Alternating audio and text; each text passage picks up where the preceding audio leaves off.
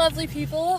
How's it going today? I just want to pop on real quick, as always, on my lunch break. I want to talk today about Halloween. And, God's been putting it on my heart. Obviously, we're in that season.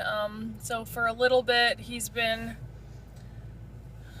pressing me to make a video on whether or not Christians, people who are seeking Jesus, who are walking this narrow path, if we should be, in fact, celebrating Halloween. And I just want to thank you for clicking on the video. And first of all, I want to ask you what it is you think of when you think of Halloween. What are the first things that come to your mind? Because for me, and I kind of wrote down a few notes so I won't forget, so forgive me if I'm not looking at the camera. But for me, the first things that I personally think of are gore, graveyards, murder, witches, ghosts, dead people, zombies, vampires, Ouija boards, magic, hauntings, and I could continue on with that. Those are just the first things that come to my mind when I sort of think about Halloween.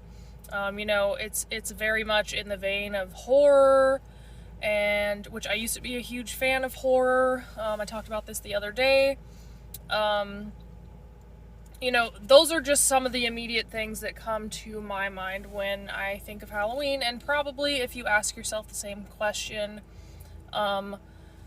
you might notice a theme of all things that are like the antithesis of what a Christian believes in, what we stand for, what we are trying to forward in the kingdom of heaven, and what we're trying to unleash on earth. These things don't jive together. They actually clash completely. And so, I could go into the long history of Halloween, which I don't know all of. I have been looking into it and researching into things, even though I there's a lot of common knowledge that it's rooted in paganism. It delves deeper, and it's as easy as a quick Wikipedia search, really, to see kind of the origins of Halloween.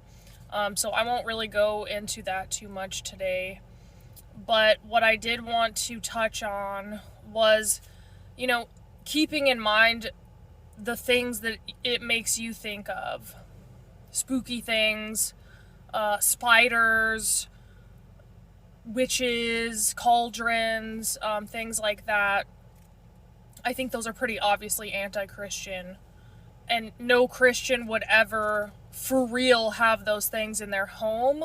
And yet they might be setting up fake cauldrons, fake potion bottles, things like that, fake ghosts, fake witches in their home in this month leading up to Halloween, which I find really interesting. And, before I was a Christian, I loved Halloween because I grew up not celebrating Halloween at all. I never went trick-or-treating a day in my life. I've still never gone trick-or-treating, although I've dressed up for Halloween on many, many, many occasions, and gone to Halloween parties and things like that. But another point that I find really interesting about all of those things, the witches and the paganism and vampires and death and gore and bloody knives and, murder and all of these things, what is it focused on? It's always focused on our children. And I really want you to take this to prayer. Take this to the Lord in prayer, because I think if you've clicked on this video, there's a reason you've clicked on this video, and something already is telling you in your spirit and confirming to you that it's not of God. And, always I want to make sure and let you know to pray on everything. I'm not telling anyone to do anything. I stopped celebrating Halloween because the Lord kept pressing it upon me that this is not right. And it's the same reason that I no longer watch certain movies. And it's the same reason that I no longer participate in a lot of worldly type things that, other Christians don't really seem to have any problem with. And it's not because I'm better than them or anything like that. And that's not what I'm trying to say. It's because we as Christians, of true followers of Christ, which is not a religion, it's not a church group, it's not a facade. It's something deep in your own heart that you know whether or not you actually love Jesus and you're trying to follow him. And if that describes you and your walk with the Lord, then I really urge you to take this to his feet in prayer and ask him, Lord, is this something you really want me to be participating in? And encouraging children to participate in. And it leads me to the other point that I had on my mind, which was the fact that, we really need to ask ourselves, how does this look to people who don't know Jesus, to people who only see Christianity in this like religious type way, where, people go to church on Sunday, they do their thing, and then they go about their week the rest of the week, and they never think about God, they don't read their Bible, and they're not in prayer. And, there's a surface level Christianity, and then there's the real followers of Christ.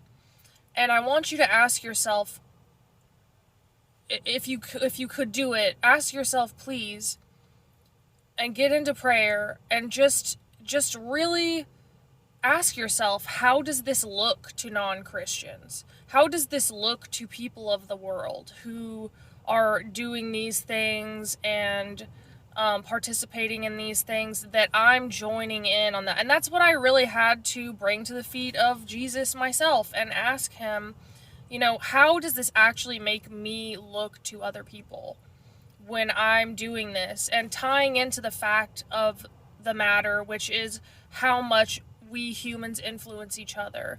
Should I really be representing Christ and participating in these things and celebrating these things? And I'm not saying you have to be perfect as a follower of Christ. I'm not saying that at all, because we know that we can't be perfect and it's not even possible to do. But there are certain things where, to me, it just seems obvious that this is not something that aligns with what I want to be showing people personally as a follower of Jesus. And I think right now, this climate in the world, it's so hard, because it's like, we want to have fun, we want to be included, we want to enjoy life, and look, there's a lot of things in this world that are fun. Halloween is fun. Halloween was literally, second to Christmas, my favorite holiday. Like, I loved Halloween. I thought it was so much fun. I thought it was so cool. I was always like punk alternative. And so I have always been drawn to the macabre, darker side of things, spooky things, and, cryptic things and interesting things. Like, that's my jam. So I really resonated with Halloween before, and I thought it was so cool and fun and just interesting. And, never really thought too much of it after I had left Jehovah's Witnesses. Of course, they don't celebrate Halloween and tell you it's demonic, but actually, like, it is demonic. I mean, you have the whole history of Halloween, which was that the veil, that it was believed back in the day by the Celtics, or Celtics, however you want to pronounce it, that the veil of the spiritual realm would get the thinnest of more thin than any other time of the year on All Hallows Eve, on Halloween night, and that they needed to dress up to fool ancestral spirits to not be able to recognize them, because that was the time of year where any old ancestral evil spirits or any wicked spirits that were around, they were able to get through that veil and come find them and exact revenge and things like that. And so they dressed up as a way of disguising themselves so those spirits wouldn't recognize them. And if you look into it, it's just not, it doesn't jive at all with setting yourself apart from the world. And, as a last point, I just want to again ask you to pray on it. Don't take what I'm saying, don't take this as a judgment. But, if you did click on this video and you're genuinely wondering, and the Lord has been sort of whispering to your heart the same type thing that he whispered to me, and you saw the title of this video and you clicked on this video, I don't believe it's a coincidence at all, because he's already trying to lead you out of something and set you apart from something. Because the fact of the matter is, he's giving you a more difficult walk because he knows that you can do it. And for me, there's a lot of things in my life that I've had to surrender and sacrifice on the altar of the Lord, and just let him have those things. And the reason that has happened to me is because he trusts me to be able to do that. And it's no different than any Christian. The Lord will have us give things up that are difficult in life, that we don't want to give up. We don't want to give up having fun with our friends, or maybe drinking or smoking weed, or having sex out of marriage, or a lot of things. It's like our heart wants that and our flesh craves that. And, we don't want to look weird to other people or whatever. But the thing is, if we trust God's process, if we trust that shaping of us, and if we allow him to take away things that are evil out of our life and say, okay, Lord, I trust you, and I'm going to surrender this to you because I know that you have something better for me. And that's the real fulcrum in all of this, is that you give up certain things because you value Jesus, and you value how it looks to other people. You value the impact that you have on this world. You value the truth. And he's going to reward you with something that's even better, something that really feels good because it's true. And what feels better than knowing that you're bringing a smile to Jesus's face, knowing that you're bringing a big grin to Jesus Christ's face in heaven. Think about it this way. And this is something I always think about. And like I said, I'm not perfect at all. I've made so many mistakes. And, we all do. But think about this. Are you going to be celebrating Halloween in heaven? Do you think they celebrate Halloween in heaven? Do you think we're going to be celebrating these pagan rituals and holidays in heaven? And I really want you to ponder on the answer that comes up to that question, because it really reveals something very true and something fundamentally necessary for your growth as a person. And I think, when Christians can walk into a church when it's Halloween season and not see any Halloween decorations, and instead see people that are abstaining from that, setting themselves apart from that, and wanting no part of things that are really a defilement to God and a defilement to our service to him. And, just the fact that it's been allowed for such a long time to bring these pagan things into our places of worship.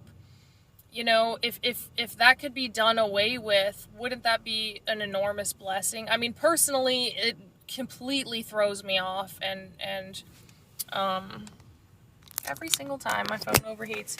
I thought if I put it over there, it wouldn't do that. Think about that, though. I know if I went to church and there was no Halloween decorations, my soul would rejoice. And I would be like, wow, I think I found, like, the church for me, you know? But I've yet to been able to find that. But, anyways, I don't want to rant. But, you know, take it to prayer, fast on it if you must. You know, Halloween's coming up. So I think that if you have already had this sort of inclination in your own heart and you're seeing this video, then take it as a confirmation, because I really don't believe Jesus would want us celebrating Halloween. And, you know, even if I'm wrong on that, even if I'm wrong, which I can't imagine how that would be wrong, but even if it's okay, and, you know, somehow all of the paganism, all of the gore, all of the death, all of the witchcraft, all of the ceremonial weird stuff, and all of that stuff was somehow acceptable. Again, are we going to be doing that in heaven? And, you know, also you have to ask yourself, am I going to be erring by, am I going to be making an error by abstaining from that? You know?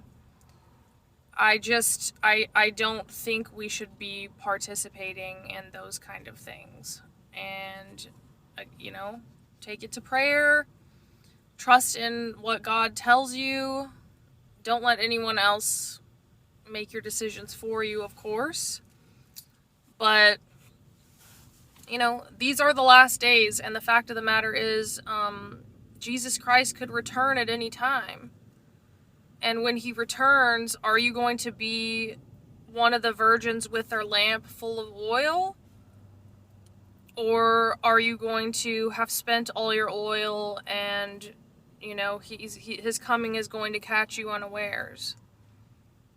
You know, we really need to be diligent at this time, and we need to repent for the things that we've done. We need to repent and go into prayer and ask God to show us and reveal his nature to us and reveal what he wants in our life to us. And, you know, I see a lot of people that are really into this, like, hyper grace type ideology and doctrine, and it's just not true. I mean, when we come to the feet of Jesus and he saves us, it's not like we speak some magic spell and then we're saved forever and we never have to do anything. There are things that we need to change that aren't good. And, you know, I personally have that desire to do that because I love Jesus and I want to make him happy. I want to serve him. I want to follow him. I want to make sure he knows my name. He knows me, and that he's happy with me as his servant, and he's happy in the things that I'm doing. And that's just my perspective on it and what I have come to find. So, you know, pray about the things that I've said, and keep in mind too, evil always focuses on children. The really evil things in this world always come after children. And I think that's so interesting. And Halloween is all about the kids. You know, of course adults participated in party and all that stuff too, but Halloween is really all about the kids, and I think that tells you all you probably really need to know. The gore and the violent decorations and all that stuff, it's all focused on kids. Why is that? Why is it acceptable for that one day of year for kids to be exposed to violence, to be exposed to witchcraft, to be exposed to magic, and to be exposed to all of these horrible things that otherwise, you know, you would never tolerate those things otherwise. So why are we tolerating them on this one day a year and saying that, oh, it's just for fun, it's just, you know, it's nothing serious? I'm sorry, in the spiritual realm, Halloween is actually very serious. Witches are doing spells. I guarantee you there's some crazy ritualistic stuff going on behind the scenes that it would blow your mind if you knew about. And all this stuff is serious. It is. It's serious, and we seriously need to think about how it makes us look as Christians. When a non-Christian walks into the church and sees Halloween decorations everywhere, what does that make them think? When a non-Christian comes over to your home and sees Halloween decorations everywhere and, you know, fake dead bodies everywhere, what is that actually saying to that person? Are they confused? Are they like, you know? These are good questions to ask. So anyways, though, I gotta bounce, but thank you so much for tuning in. I love you guys, and I pray that this message finds you well. Stay prayed up, stay blessed up, and stay fasted up, okay, guys? See you later.